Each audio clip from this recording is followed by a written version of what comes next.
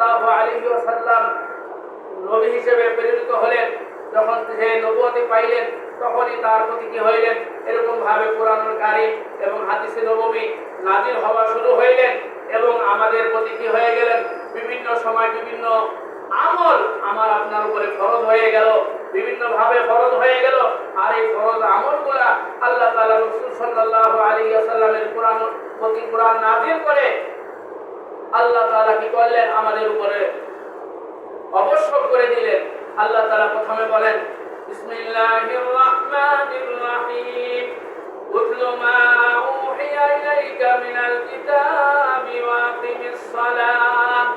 প্রথম কোরআনুল কারীম নাযিল করলেন, কোরআনুল কারীম তেলাওয়াতের আদেশ করলেন, হে নবী আপনার প্রতি যে কিতাব নাযিল হয়েছে সেটা আপনি সুন্দর সুমিষ্টি ভাবে ওয়ারাতিল কুরআন তারতিলা, আপনি সুন্দর ভাবে তারতিল সহকারে কোরআনুল কারীমের তেলাওয়াত করুন।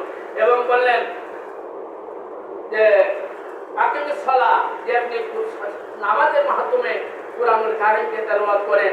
এবং বললেন যে আনিল ফাহশাই ওয়াল মুনকার ওয়ালা যিকরুল্লাহি আকবার, যে আপনি একটা পর্যায়ে আসবে আপনার উম্মতরা এরকম ভাবে কি করবে, বিভিন্ন ফাহিশা কাজকর্মের মধ্যে লিপ্ত হবে। তারা যদি এই সালাতকে হেফাজত করে, হাফিজু আলা সালাওয়াতি ওয়া আকরামাহুল্লাহু তাআলা, আল্লাহ রাসূল সাল্লাল্লাহু আলাইহি ওয়াসাল্লাম বলেন যে ব্যক্তি নামাজকে হেফাজত করবে আল্লাহ তাআলা তাকে হেফাজত করবে। কোরআনুল কারীমে আয়াত নাযিল করে দিয়ে বলেন, হাফিজু ওয়াস সালাতিল উসতা ওয়া কুমু লিল্লাহি কানিতিন, যে তোমরা যারা নামাজকে হেফাজত করবে আমিও তোমাদেরকে হেফাজত করব। আল্লাহ রাসূল সাল্লাল্লাহু আলাইহি ওয়াসাল্লাম আবার বললেন যে ক্বাদ আফলাহাল মুমিনুন, হে মুমিনগণ তোমরা নামাজের প্রতি যত্নবান হও।